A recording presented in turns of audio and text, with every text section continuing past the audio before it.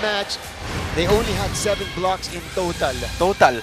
Total na. Total. Ito first set pa lang. 6 na. 6 na. Kaya ang laking bagay nun. You know, it was a combination of Bedural and Eri Navarro. Guarding the net for the Lady Red Spikers.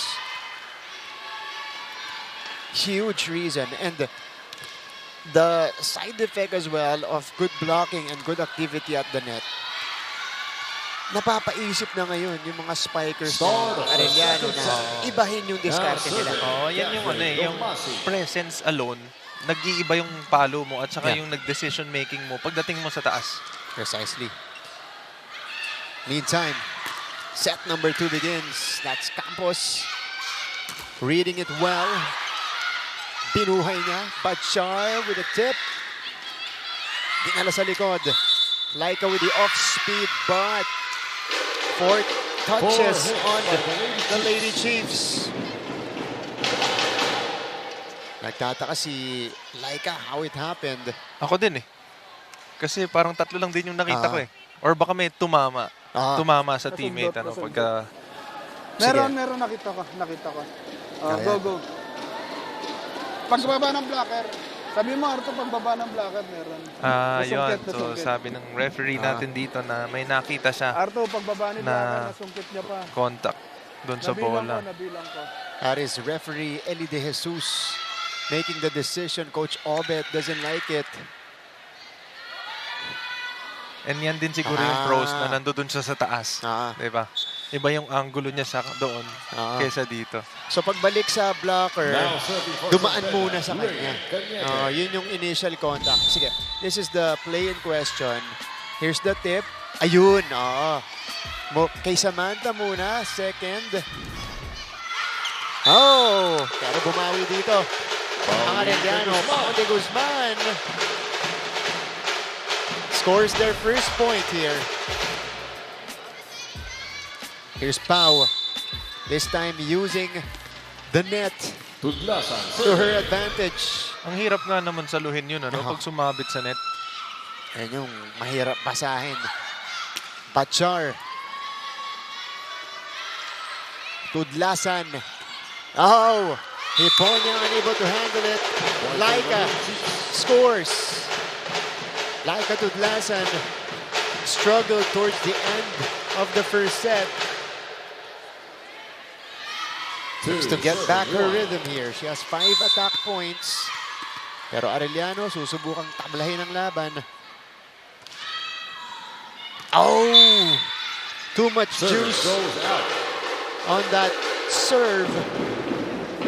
Good read din. Galing dito sa libero ng San Beda. Nakita niya, pinag-isipan pa niya eh. Diba? Parang kukunin niya nung una, pero wag na lang kasi parang lalagpas na siya. So, good decision. Eri Navarro. Excellent job in the first set. Sam tira-tira. Putting it through. Eto, individually, is the number 1 blocker in the league. Itong si Sam Tira-Tira. Sila yung nagbabattle dyan ni Nicole Ong. Hiponya sends it to Angel.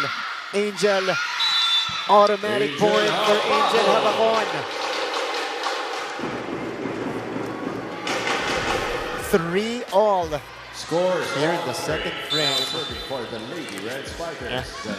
And alam natin na ang diesel kapag uminit yan, palakas lang ng palakas. So both teams committing service errors. Ito nang galing sa isa sa mga leading scorers ng San Beda in Janelle Bachar. Pauline de Guzman, survey.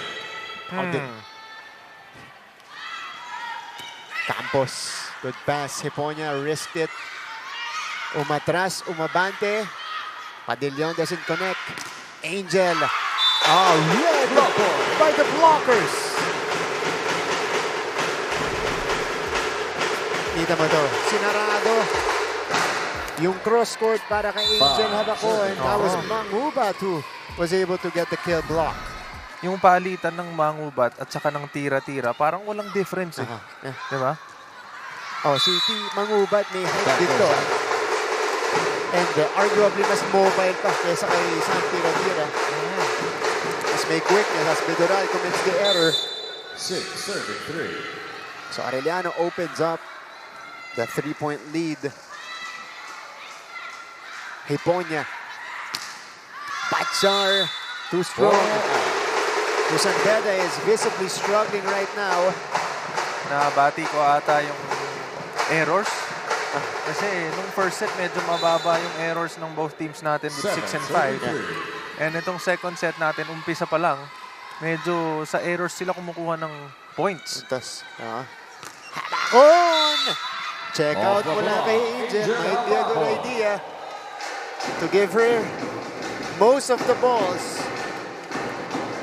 Oh, ang tawag dyan, heat check. Habang mainit pa, bigyan mo lang ng bigyan. Tingnan natin kung Ano lang talaga si Angel. You know, she's used to scoring heavy and serving heavy. Ooh! Sanbeda's blocking continues to work here in the second set.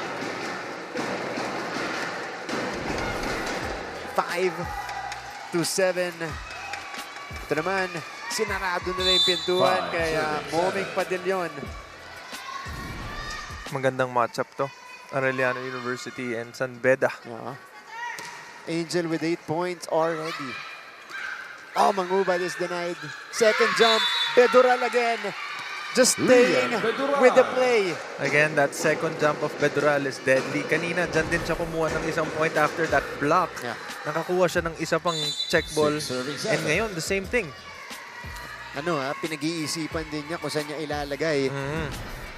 Para hindi masalo ng Arellano. Moming with the drop. That's the variation we're used to seeing from Padillon. Domasig. That one rolled back to the side of San Beda. Chance for Arellano. Moming catches the corner. And Arellano restores the 2-point lead. Care of this attack by Moming Padillon. 8-6 tayo. Pagbalik natin, mapapakinggan natin ang report ni Bianca Alejandre.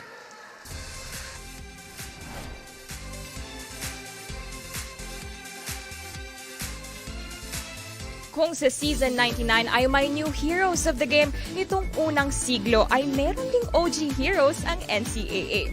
Hindi lang kasi mga sports legends at mga sikat na celebrities ang naging bunga ng NCAA schools, kundi pati na rin ang mga pambansang bayani ng Pilipinas at dating presidente. Produkto ng Kolehiyo de San Juan de Letran ang mga revolusyonaryong sina Apolinario Mabini at Emilio Jacinto. Ganun din ang mga NCAA Season 100 Women's Volleyball Tournament for more action. Forget errors, fight for the next ball. Yan ngayon ang kinakaharap ng San Beda Lady Red Spikers as they seek to claim yet another set. Ayon pa kay Coach Joshua, they realized they had fight in them all along. Their team is well equipped, which is why they're stepping into each rally with absolutely no excuses. Dagdag pa ni Rayan Cañete, pabaon lagi ng kanilang mga coach ang acronym na PDA. Patience, discipline, and aggressiveness to establish their mindset first and actions will follow. Now as they seek to employ their strategies, let's see if these reminders shall prove sufficient for this set. What's your take, Martin and Prince? Thank you so much, Bianca. Honestly, kinabahan ako ng una. Akala ko, anong PDA yon? Okay, pero again, that's what's needed here for the Lady Red Spikers. You know, despite their record 1-10, they continue to fight in games and they're not giving up. They want to win as many games as they can. Oo, kumbaga ang term nila dyan ipanalo mo lang ng ipanalo, pabayaan mo na silang magka-problema kung ano man maging outcome para sa kanila. So, last time out, San Sebastian ang tinalo ng San Beda. Now it's Arellano. Nilalagyan nila ng pressure dito. Tudlasan gives it up. Set up for San Beda. Cañete!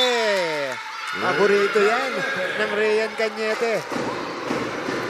And this kind of energy is something na hinahanap natin sa mga teams natin pag naglalaro. Yung every time makakascore sila, ganyan sila ka-hype. Pero ang hindi nila napapansin, hinahanap din natin yung energy nung opponent na kapag na-scorean, paano ba nila tinatanggap? Ano ba yung energy na meron sila? Doon mo makikita yung runs. How do you respond Oo, how do you respond?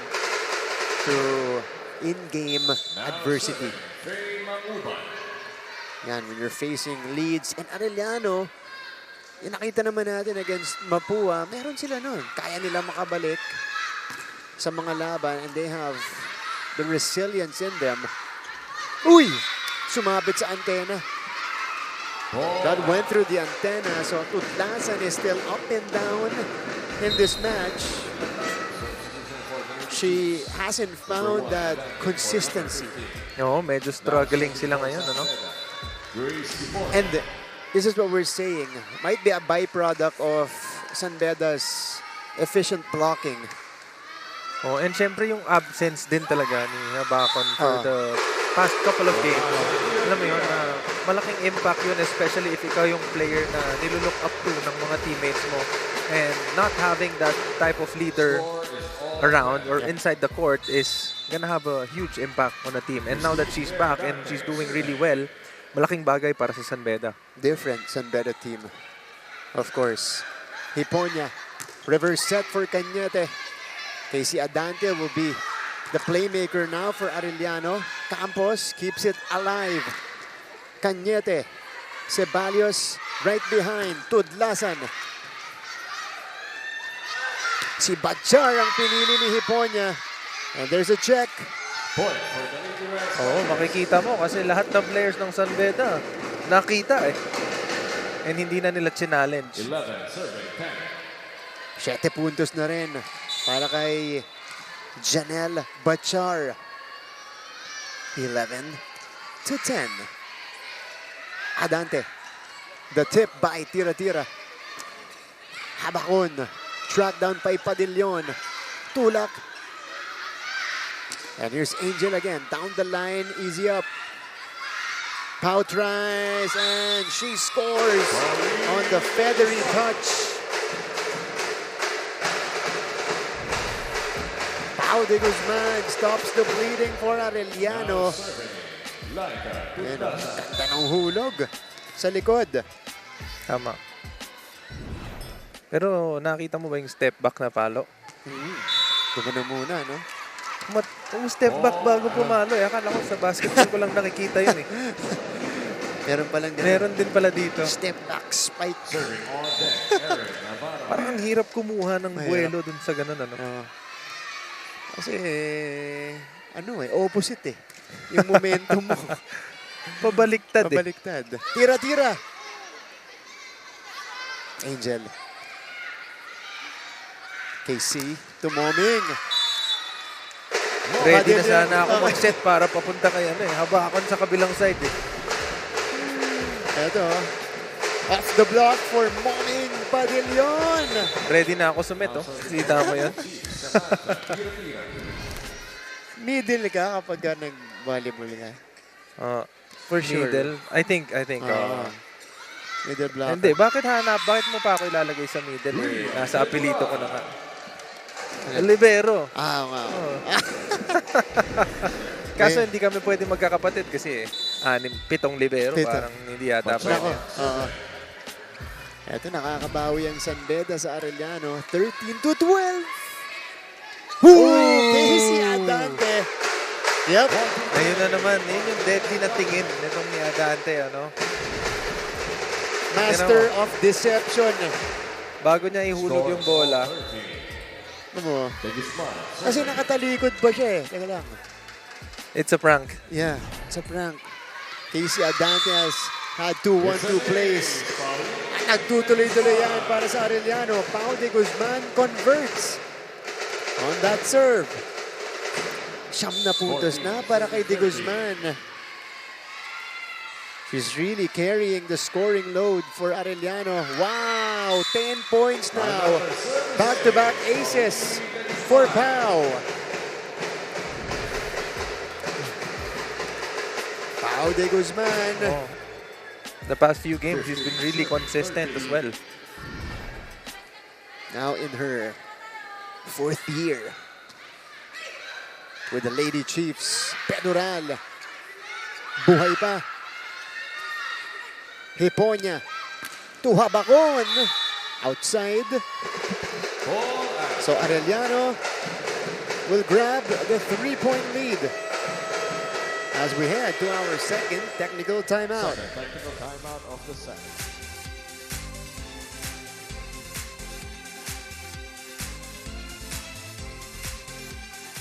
Marami sa mga student athletes ng NCAA ang tumutuloy sa mga professional basketball leagues at may mga piling atleta rin na nagiging basketball legends.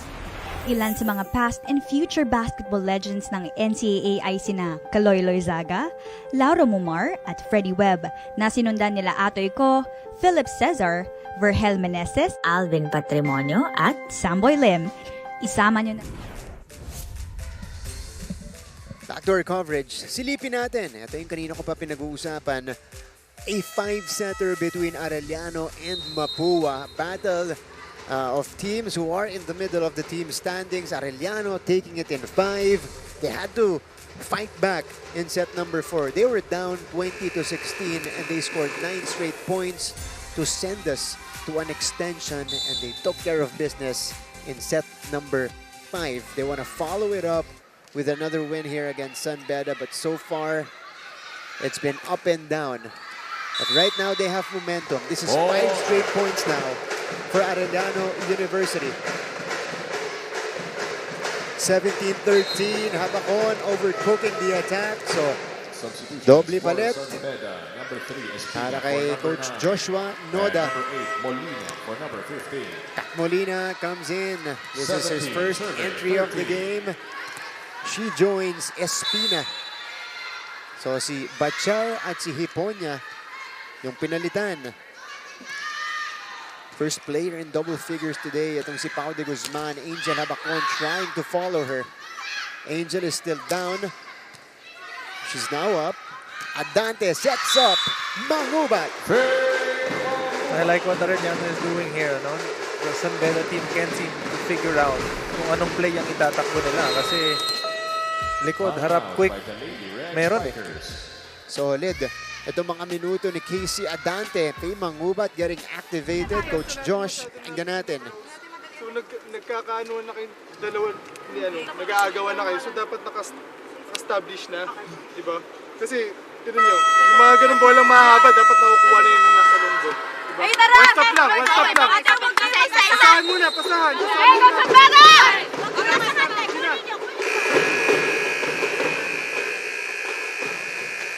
All right. 18-13.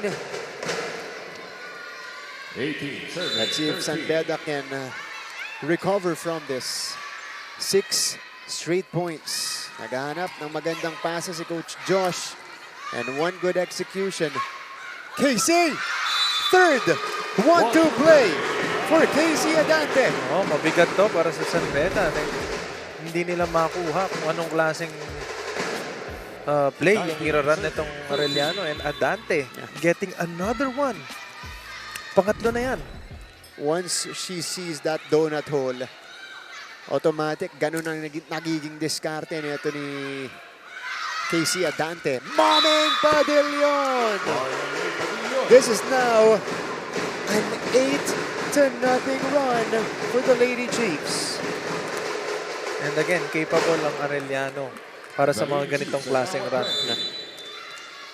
Dominating San Beda in the stretch. And they're led by this young lady right here, Pau de Guzman, who is serving well. Tracked down by Ceballos. One motion quick. Does not work. Here comes the chance ball. And Adante. Pancake naman ang sinagot ni Campos. Espina. Angel. Touch the net.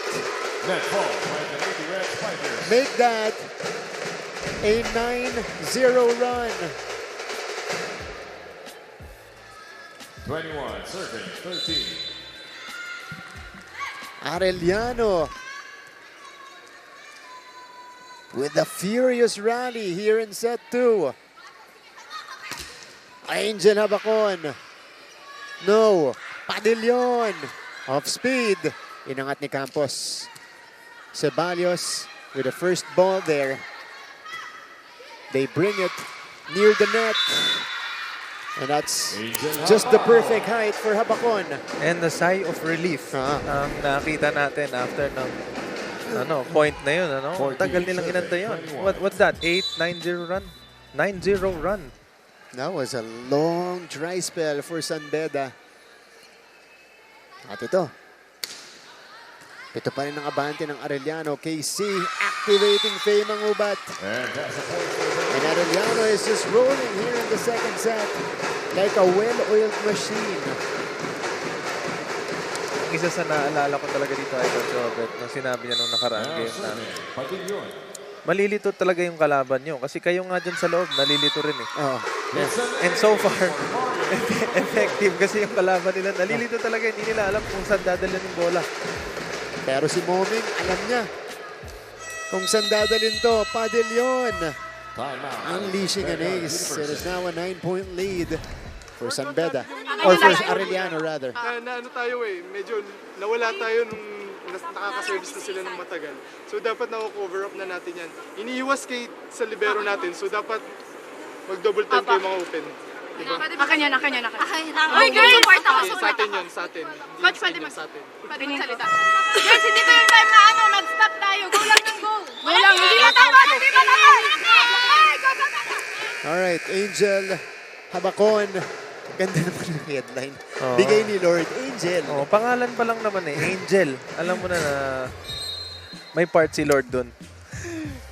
Ganda. At saka yung ganong kataas na talon ni Angel, may pakpak eh. May pakpak, kaya yung hang time niyan, meron talaga. Wings of an angel. Alright. San Sebastian, ang kalaban ni Angel doon. She had 25 points last April 27, just a couple of days ago. This is Kat Molina catching the backline. So, good response after the timeout. Habakon gets a breather. And so far, ito yung pinaka-relax na nakita ko kay Coach Obet. Yeah. Ito yung parang medyo relax lang siya muna ngayon. Kasi gumagana na sila. Okay. May abante tayo dito. So, we see Angel there getting treated on her left leg. Tudlasan. KC has been the difference maker. Make that 4 dumps. 4-1-2 plays now for Adante.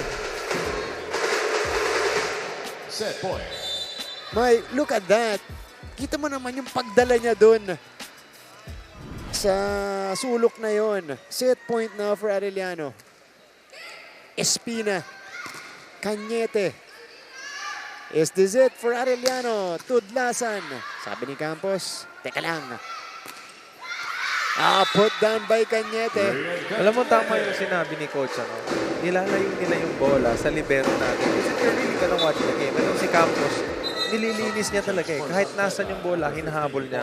Ngayon, if hindi sa kanya dadalhin, kailangan nga naman talaga mag-double time ng mga tao na nandun sa gilid, which is yung mga opposite nila, para saluhin yung bola. Yan, crucial yung first ball na yan kasi siyan magdidictate kung gaano kaganda yung magiging set ng setter. Sam is denied. KC at the net. This is sent across. Castillo. Cañete. Tira-tira with the rejection, but it's still alive.